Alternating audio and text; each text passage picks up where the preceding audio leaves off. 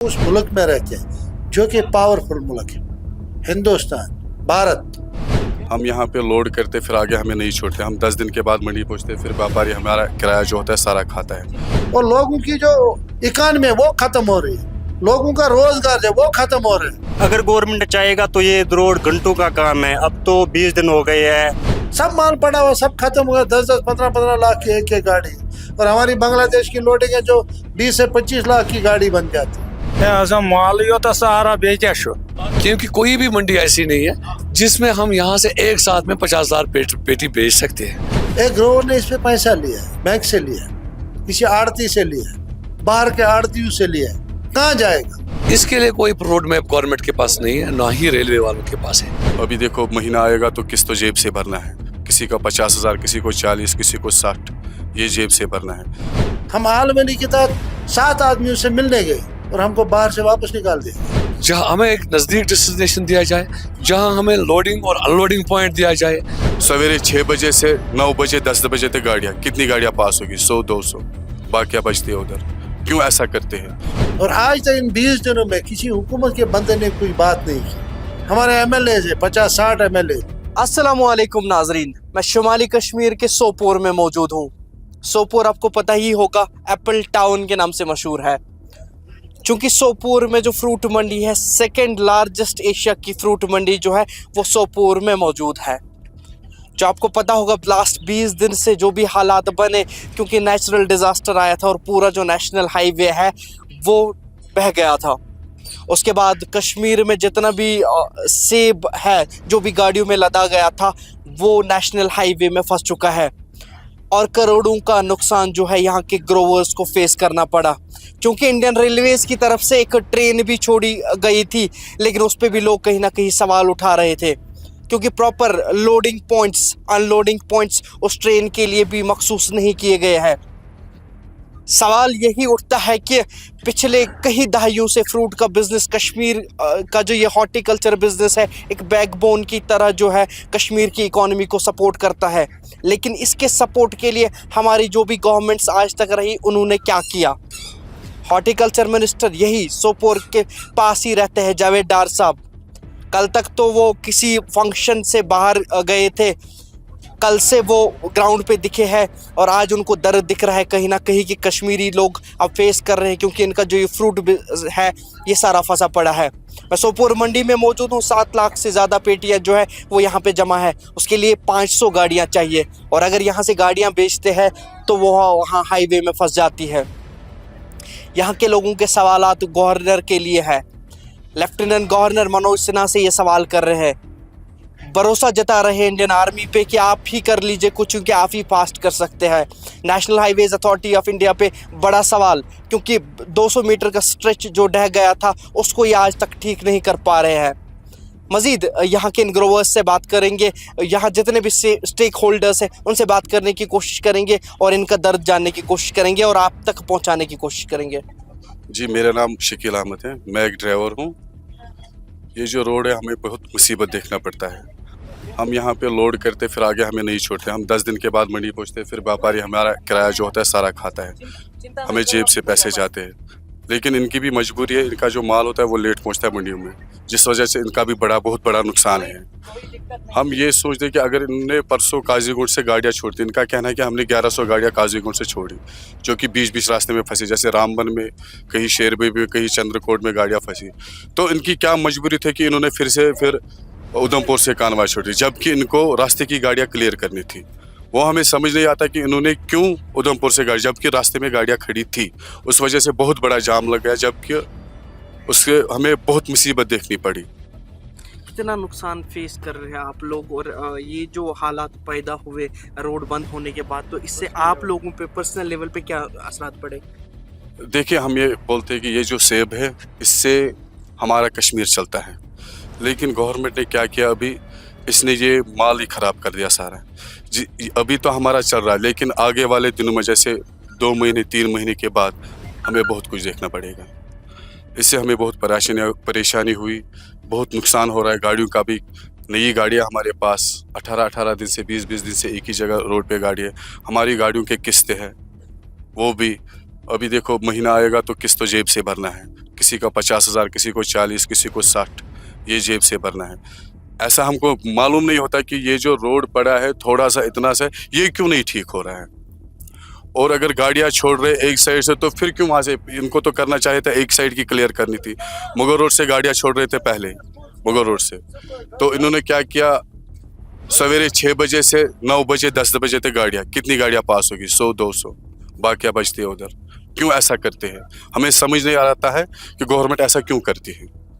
सरकार से इनका मकसद क्या है? कंटिन्यूअसली कर रहे हैं कि रोड जल्दी ठीक, कॉन्वाइज फॉर्मेट कर। हाँ, वो तो हम बोलते हैं कि ऐसा क्यों करते हो हमारे साथ, रोड ठीक करो और कोई ना कोई हल इसका निकालो।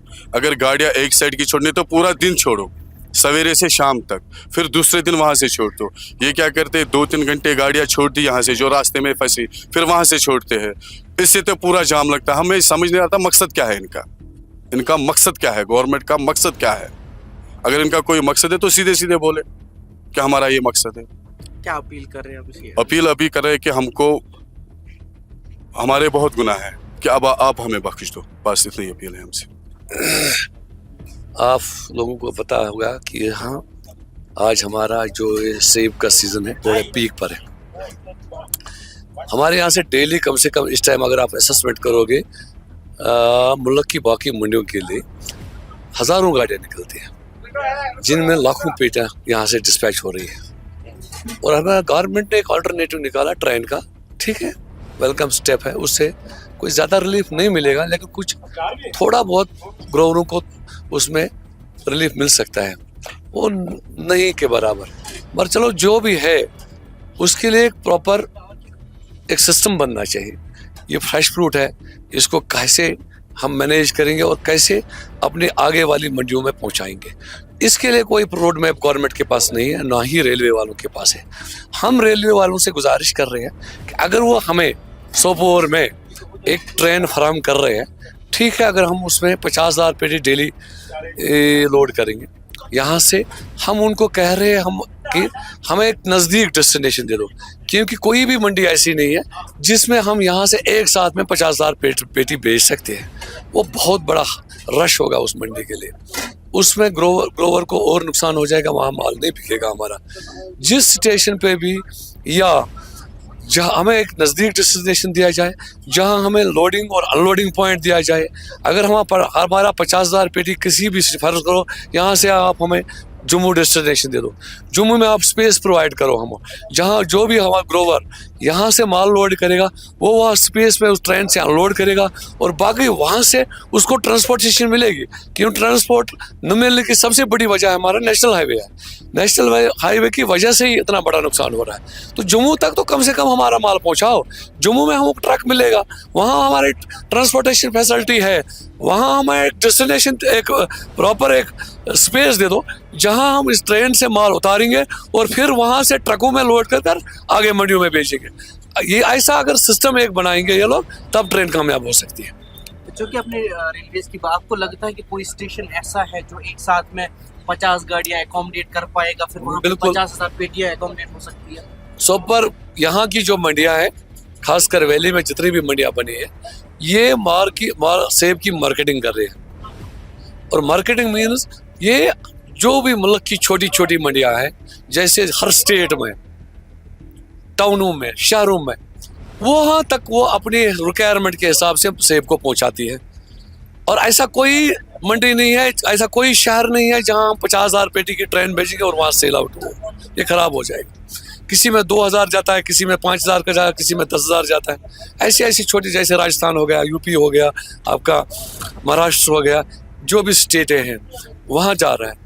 या तो हमें ये नज़दीक, अगर पॉसिबल है जम्मू में हमें एक वेयर हाउस दे दो, वो जहाँ हम अपना माल की लोडिंग और अनलोडिंग करेंगे, ताकि हमारा जो भी यहाँ से मार्केटिंग सेव होगा और जिससे भी मंडी, वहाँ से जिस मंडी के लिए भेजना होगा उस मंडी में पहुँचेगा। क्योंकि यहाँ से माल जो बहुत सारा निकलता है, यहाँ 500 गाड़ियाँ माल अभी भी पड़ा हुआ है। अगर आपके हाईवे खुलता है तो वहाँ से भी ट्रैफिक है, यहाँ से भी ट्रैफिक ऑलरेडी फंसा हुआ है। तो क्या होना चाहिए गवर्नमेंट की तरफ से ताकि ये माल जो है सेफली जम्मू पहुंचे या दिल्ली पहुंचे? सबसे बड़ा मसला है कि गवर्नमेंट को इस टाइम वन वे ट्रैफिक चलाना चाहिए नेशनल हाईवे पर।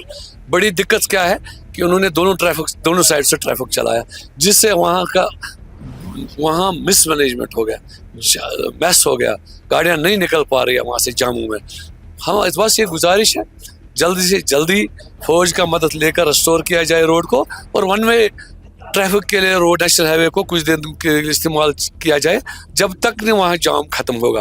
कल से ही आप लोग कंटिन्यूसली ये डिमांड कर रहे हैं कि इंडियन आर्मी हाईवे अपने अंडर में ले ले, ना कि आपको एनएचएआई पे शायद भरोसा नहीं है, ऐसा क्यों है? नहीं, भरोसे की बात नहीं है, क्योंकि हमारा फौज इतना ताकतवर है, इतना उनके पास बहुत रिसोर्सेज है, और वो इसका ऐसे जब भी कोई किसी भी जगह ऐसी सूरत हाल पैदा हो जाती है, किसी जगह नेचुरल डिजास्टर आता है या कोई भी आफत जब भी आती है, तो फौज वहाँ मदद के लिए जाती है, फौज ही मसला हल करती है ना। फौज के पास इतने रिसोर्सेज है कि वो मदद कर सकती है। उन्होंने वहाँ पुल जम्मू में बनाया, कुछ घंटों में कुछ बनाया उन्होंने पुल, वो क्यों नहीं कर सकते? वो आगे आ सकते हैं और कुछ इसको मसला हल कर सकते हैं। हमें उन पर भरोसा है, वो करें इस चीज़ को और हमारी तकलीफ को दूर करें। माली नुकसान भी, घरों के घर उजड़ गए और रास्ता खराब हो, लेकिन हम उस मुल्क में रहते हैं जो कि पावरफुल मुल्क है, हिंदुस्तान, भारत जिसको कहते हैं, और इतना बड़ा मुल्क जहाँ 1.5 अरब लोग रहते हैं, और इतना ताकतवर मुल्क है, और हमारा मतलब 10 गज का 200 फुट का रोड तैयार नहीं होता है। इसकी वजह क्या है? आर्मी के हवाले कर दो आप, अगर आपके बस की बात नहीं है। एक स्टेट ख़त्म हो रही है और लोगों की जो इकानमी है वो ख़त्म हो रही है, लोगों का रोज़गार जो वो ख़त्म हो रहा है, और कोई बात ही नहीं करता है। कितना माल आपके पास यहाँ पे इस वक्त है और खराब कितना? क्योंकि आप देखें जो हार्टिकल्चर सेक्टर पीक सीजन अभी चल रहा है, पीक सीजन में रास्ता बंद हो गया, डिजास्टर आ गया, और गवर्नमेंट का फर्ज बनता था कि नेशनल हाईवे को रेस्टोर करें। अभी आप देखें कंटिन्यूसली वहाँ से गाड़ियाँ छोड़ रहे हैं, और यहाँ का जो माल है वो करीबन 4-5 हज़ार ट्रकें खड़ी है, और आप देख रहे हैं इस टाइम हमारी मंडी में करीबन 400 से 500 गाड़ियाँ माल पड़ा हुआ है। 500 गाड़ियाँ लोड होगी तब आ जाएंगी ट्रकें इधर, तभी ये लोड हो जाएगा। अब ये भी लोड हो जाएगा और बाकी मंडियों से भी लोड होता है, ग्रोवर पे बाहर से भी लोड होता है, ये सब रास्ते में जमा हो जाता है। एक ग्रोवर ने इस पर पैसा लिया है, बैंक से लिया है, किसी आड़ती से लिया है, बाहर के आड़तियों से लिया है, कहाँ जाएगा? एक ट्रेडर पैसा लाता है, बैंक से लाता है, दूसरी जगहों से लाता है, और आज तक इन 20 दिनों में किसी हुकूमत के बंदे ने कोई बात नहीं की। हमारे एमएलए है 50-60 एमएलए, मैं जम्मू के एमएलए की बात नहीं कर, कम से कम यहाँ के एमएलए को बात करनी चाहिए थी। क्या वो 10-15-20 एमएलए किसी से बात नहीं कर सकते? मैं हमारे एग्रीकल्चर मिनिस्टर साहब कहीं गए थे बाहर, वो यहाँ अवेलेबल नहीं थे, मैंने सीएम साहब से टाइम ले लिया, उसके ओएसडी से मैंने बात की, हम आलमली के तहत 7 आदमियों से मिलने गए और हमको बाहर से वापस निकाल दिया गया, नहीं मिलने दिया गया उसको। सीएम साहब ने आपको मिलने नहीं? सीएम साहब वेट कर रहा था बाहर में, किसी ने कहा नहीं भाई चलो जाओ, नहीं मैंने बोला हम क्यों जाएंगे दूसरे बंदे के साथ, हमारी अपनी एसोसिएशन है, हमारा अपने मुतालबात है, हम गरीब ग्रोवरों की नुमाइंदगी के, हम खुद गरीब ग्रोवर हैं, और मैं खुद नेशनल कॉन्फ्रेंस से वाबस्ता हूँ। बदकिस्मती से उसका पीए है कोई, बोला नहीं जाओ, हम वापस आ गए। हमने एलजी साहब से टाइम ले लिया, हम मिल गए उससे। किससे गए? मंडी से तकरीबन कितनी गाड़ियां जो है रोड में फंसी और कितना नुकसान, जितना भी माल उन गाड़ियों में नुकसान तो पूरे वैली का इस टाइम 1000 से 1200 करोड़ तक पहुंच चुका है। हमारी मंडी में करीबन 500-600 करोड़ रुपए का लॉस हुआ, सब माल पड़ा हुआ, सब खत्म हुआ। 10-10, 15-15 लाख की एक गाड़ी, और हमारी बांग्लादेश की लोडिंग है जो 20 से 25 लाख की गाड़ी बन जाती। तो ये तो नुकसान है, ग्रोवर झेल रहा है, झेल रहा है। तो गवर्नमेंट को इसके लिए स्टेप्स, कल हम एलजी साहब से मिले, सीएम साहब ने भी बोला कि 2 दिन में रास्ता खुल जाएगा। अब देख रहे हैं हमारी आंखें उसी तरफ लगी हुई है, कब 2 दिन के लिए यहाँ से रास्ता, कल से नहीं छोड़ा, देखते हैं आज शाम तक फिर वेट करते हैं। तो ये जो रेलवे ने एक कार्गो, देखो भाई साहब, ये तो आग लगे तो कुआं खोद दो, ये बनेगा, फर्क क्या पड़ेगा? ये तो जब मेरी मंडी में 700 गाड़ियाँ पड़ी हुई है, 500 गाड़ियाँ पड़ी हुई है, तो ट्रेन क्या करेगी उसको? ट्रेन का सिस्टम अच्छा है, वेलकम करते हैं उससे, लेकिन ये पहले स्टेप होना चाहिए। चलो हम कोशिश करते हैं ट्रेन से माल भेजने की, ये अच्छा स्टेप है, अप्रिशिएट करते हैं इस चीज़ का, लेकिन जंगी बुनियादों पर इसको नेशनल हाईवे को रेस्टोर करना चाहिए। यह हमारा मुतालबा है हुकूमत से। वन वन पनुन नाव क्या छो तय मोहम्मद रफीक भट्ट अच्छा रफीक साहब चूंकि तुम ग्रोवर कोता माल छो तुम वरियस कड़ान सीजनस कड़ा पन तकरीबन पेज 2000 ऑलमोस्ट पन तो ये मंडी मज काम करा तो कोता नुकसान गो पतमो केसो दोहो पटन कोता माल फसो तो घर या खराब गो के माल वारिया वारिया वारिया काफी माल गो खराब ते आफ्टर ऑल सारने हुन माल गो खराब इसने एक सी ग्रोवर सुन के वारिया ग्रोवर जिस सोरी चला अथ पे तो अगर न इन केस अगर रोडस बे 2-3 दो लगन तो क्या हालात है वारिया वारिया मुश्किलात गसन तिल कशरा रोडस पे एमएलए हकन हम करथे वके तो एमर छु तो कहां बे सहारा अगर फूड बिजनेस फ्लॉप एमएलए छन का सारे बस ऐसी सोरी वापस अथ पे तो गवर्नमेंटस क्या ऐसा छु तो ऐसे वन जल्द जल्द करियो ट्रैफिक बहाल के रोड करियो ठीक तो सोन मुश्किल गसे आसान। मैं तो तकरीबन जब से मैं पैदा हुआ हूँ मेरी जद्दोजहद जो भी है सब इसी बिज़नेस में, पूरा कश्मीर इसी बिज़नेस में लगा हुआ है। तो एक्चुअली जो इस साल जो कुदरती आफत आई है, बाढ़ आई है, उसकी वजह से मुझे लगता है कि इस टाइम पूरा कश्मीर रो रहा है। जो ट्रांसपोर्ट है वो अभी हमें मुहैया नहीं हो रहा है। रोड की इतनी बुरी खस्ता हालत है, इतनी बुरी खस्ता हालत है, गाड़ियाँ पार नहीं हो पा रही है। और दूसरी बात, जो हमारी गाड़ियाँ पिछले 20 दिनों से दरमांदा है, जो श्रीनगर की तरफ से जम्मू की ओर जाने वाली थी, वो बिल्कुल उन्होंने बंद करके रखी है। इसमें गवर्नमेंट की भी कुछ लापरवाही है। ये तो इतना नहीं है कि ये जो रोड है वो तो 20 दिन 25 दिन में तैयार नहीं होगा। अगर गवर्नमेंट चाहेगा तो ये रोड घंटों का काम है। अब तो 20 दिन हो गए हैं, तो 20 दिनों में भी ये रोड अभी पूरी तरीके से गाड़ी की आमद रफ्त के लिए ठीक नहीं हुआ है।